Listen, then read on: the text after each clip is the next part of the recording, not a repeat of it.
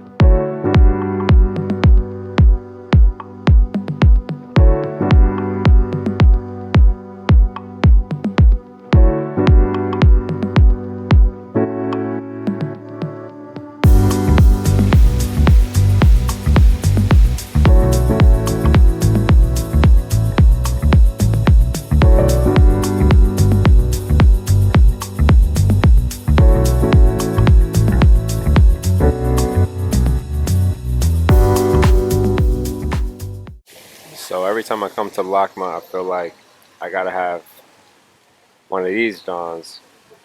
I used to not like this smoothie, and I used to talk shit about it, and this is the Hailey Bieber smoothie, by the way. And now I'm like, it's one of the best smoothies I ever had in my life.